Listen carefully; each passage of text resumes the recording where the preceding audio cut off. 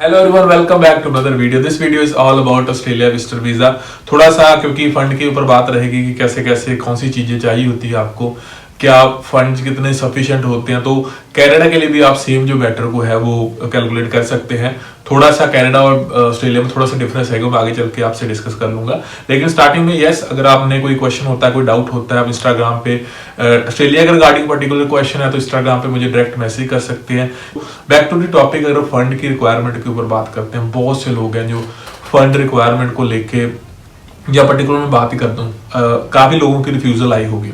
तो उसमें अगर आपने रीजन देखा होगा तो कई बार क्या लिखा होता है, चार पांच चीजें लिखने के बाद फाइनेंशियल जो है उसको टारगेट किया होता है कि financials are not sufficient, so as per the living condition your home country, ऐसे करके उन्होंने कुछ लाइन्स लिखी होती है।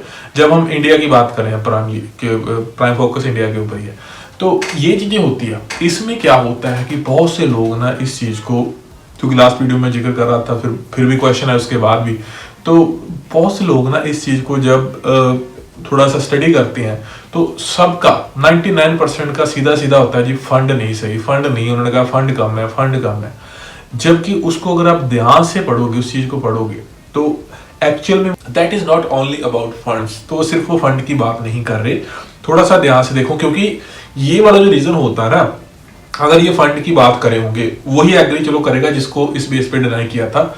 आपके पास हो सकता है 10 लाख भी हो, 15 लाख पड़े हो, 20 लाख की आपने एफडी लगाई हो, सी रिपोर्ट लगाई हो, सब कुछ लगाया हो, फंड जो है यही रीजन देख के कि फाइनेंशियल्स आर नॉट सफिशिएंट आपको रिफ्यूजल मिली होगी।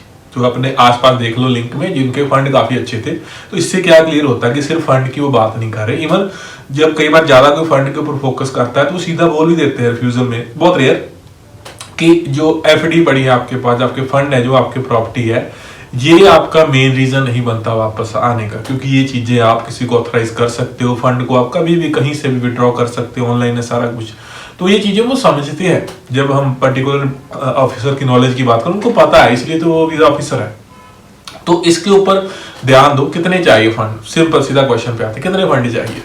तो एक्चुअल में जो रिकमेंडेशन है, पहले तो कम पे वीजे आते थे, 1.5-2 लाख अकाउंट में पड़ा हो तो ऑस्ट्रेलिया का वीजा आराम से मिलता था, कनाडा का भी 2.5-3 लाख पे आराम से मिलता था। आज की डेट में अगर ऑस्ट्रेलिया की बात करते हैं तो सिंगल पर्सन भी लगा रहा है, तो आप कोशिश करें 4 to 5 लाख के आसपास आपकी हो, मतलब 3+ ही हो, 3, 4 या 5 के आसपास हो। और अगर फैमिली केस है तो उसको 6-7 मिनिमम लेके चलो, 10 तक हो जाएंगे तो सबसे अच्छा है। बट ये कोई श्योरिटी नहीं कि इससे वीजा आ जाएगा। लेकिन कनाडा में जो फंडिंग है आपकी वो थोड़ी सी अच्छी, अगर आप यंग है, अनमैरिड स्टेटस है, तो आपके जो फंडिंग है उसके ऊपर आपको थोड़ा सा ज्यादा फोकस करना पड़ेगा। इनकम के डॉक्यूमेंट तो चाहिए ही चाहिए, क्योंकि जो ये देखा है, क्योंकि एआई यूज हो रही है बहुत जगह पे, तो ऐसा भी कहीं ना कहीं लगता है कि जब आपके जो स्पेंडिंग पावर अगर आपकी कम है तो शायद आपका केस फ्लैग हो जाता है, तो ऑफिसर शायद उस पर ज्यादा नेगेटिव रिजल्ट देने के चांसेस बन जाते हैं, ज्यादा नेगेटिव रिजल्ट उसके ऊपर दे सकता है, नेगेटिव अप्रोच लेके शायद केस को देख सकता है, क्योंकि हो सकता है कि उसको एआई जो है वो फिल्टर करी हो, जिसको सॉफ्टवेयर बोलते हैं, चिन्ह करके उन्होंने यूज किया है। तो कनाडा के लिए तो पर्टिकुलर मैं कहूंगा, ऑस्ट्रेलिया में देखो इतने ज्यादा कोई इशू नहीं आएगा। अगर आपके अकाउंट में 4-5 लाख है तो कोई इशू नहीं, लोगों के वीजे आ रहे हैं, अभी भी आ रहे हैं। लेकिन अगर आप कनाडा का लगा रहे हो तो उसमें आप कोशिश करो कि आपके जो फंड है वो एटलीस्ट 10,000+ ही हो। चाहे आप सिंगल लगा रहे हो, फैमिली लगा रहे हो, तो भी कोशिश करें कि 15 to 20,000 कैनेडियन डॉलर के इक्विवेलेंट आपके पास फंड अवेलेबल हो जब आप कनाडा का वीजा अप्लाई करें। तो फंड की कोई लिमिट नहीं है, क्योंकि ज्यादा से ज्यादा कोई लिमिट नहीं है।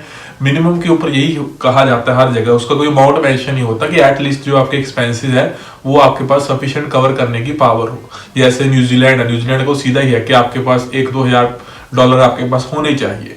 वो उनका पैमाना जो रखा हुआ उन्होंने, जो अपना जो भी डेफिनेशन उन्होंने एक्ट की रखी है, तो उसमें तो वो यही कहते हैं कि $1,000 की बात करते हैं, बट स्टिल 4-5 हजार डॉलर के आसपास तो आपको चाहिए, क्योंकि लॉजिकल चलोगे तो एट लीस्ट जो आपके एक्सपेंसेस आने हैं उससे ऊपर अमाउंट होना चाहिए कि आपको वापस आके आपका अकाउंट खाली ना हो जाए, जो लॉजिकल रीजनिंग है। लेकिन प्राइम फोकस, जो आपका प्राइम फोकस चाहिए वो फंड से हटके, फंड को सेकेंडरी में रख के प्राइम फोकस आपके इनकम सोर्स के ऊपर होना चाहिए कि उस पे ज्यादा से ज्यादा क्या प्रूव कर सकते हो, उसको कितना सॉलिड आप प्रेजेंट कर सकते हो। ये इनकम सोर्स आपको वीजा देगा। नहीं तो आपकी नॉलेज में भी केस होंगे, किसी ने फाइल लगाई होगी, 50,000 अकाउंट में था, 2 लाख 1.5 लाख अकाउंट में था, उसको वीजा दे दिया, और जिसके 50 लाख थे उसको रिफ्यूज कर दिया। क्यों? क्योंकि जो इनकम होती है वो आपका मेन रोल प्ले करती है। इनकम अब सिर्फ आईटीआर से मत काउंट करो कि आईटीआर मैंने 6 लाख की भर दी है। इनकम को प्रूव करना सिर्फ आईटीआर नहीं होती, आपको भी पता है आईटीआर के लिए कोई डॉक्यूमेंट मांगता है कि डॉक्यूमेंट दो इनकम के, ऐसे बन जाती है ना।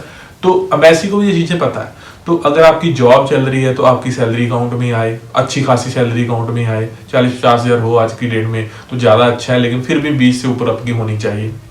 पीछे फैमिली टाइज को अच्छी तरह से फॉर्म में लिखो, उसको प्रेजेंट करो। फिक्स्ड डिपॉजिट है वो कर सकते हो। अगर फंड नहीं है तो नए फंड ऑलवेज आपके लिए प्रॉब्लम क्रिएट करते हैं। तो जो आपका प्राइम अकाउंट है उसको आप पंगे ना लो, उसमें जो नॉर्मल ट्रांजैक्शन है 6 महीने की स्टेटमेंट के साथ दिखाओ। लेकिन अगर आपको नए फंड भी दिखाने पड़ते हैं तो कोशिश करें कि उसका आप किसी अदर अकाउंट में बैलेंस सर्टिफिकेट यूज कर लो डलवा के, तो ज्यादा बेटर है कि एटलीस्ट, क्योंकि बहुत लोगों के पास होते हैं, किसी ने मदर के अकाउंट में रखे हुए हैं, किसी ने बोरो किए हुए, किसी को दिए हुए हैं। तो जो जनरल फंड भी होते हैं आप डायरेक्ट इसमें डिपॉजिट करते हो तो आपको सोर्स देना बहुत जरूरी है। अदरवाइज अगर सेकेंडरी अकाउंट में करते हो तो आप सिर्फ बैलेंस सर्टिफिकेट भी यूज करते हो तो काफी हद तक वो सेफ साइड रह जाती है कि कोई इतना ज्यादा इश्यू वहां पे नहीं आता। लेकिन बार बार मैं कहूंगा प्राइम फोकस जो आपका है आपकी इनकम के ऊपर होता है। इनकम का इस वीडियो में बात नहीं कर सकते क्योंकि प्रोफाइल वाली चीजें वेरी करती है, पहले मैंने बहुत सी वीडियो बनाई है। लेकिन फंड जैसे मैंने स्टार्टिंग में बताया उस हिसाब से आप मेंटेन करो, उस हिसाब से रखो तो वो सफिशिएंट है। और फाइनेंशियल नॉट सफिशिएंट को फंड समझ के मत, वो फंड उसमें एक पार्ट है लेकिन वो समझ के मत फोकस करो। नहीं तो नहीं जिसको बिलीव, तो आपने अगर 5 लाख के फंड के ऊपर फाइल लगाई थी, आप उसको 20 लाख करके लगा के देख लो, आपको फिर से रिफ्यूजल मिलेगी। कि उसका रीजन क्या है कि वो फंड की बात नहीं कर रहे, बात कुछ और है जो आपको शायद प्रोफाइल को थोड़ा सा स्टडी करने के बाद जो है समझ में आए। कंफ्यूजन होती है तो आप इंस्टाग्राम पे मैसेज कर सकते हैं। सो और वीडियो के लिए आप चैनल को सब्सक्राइब कर लो। मिलते हैं नेक्स्ट वीडियो में, टिल देन बाय बाय।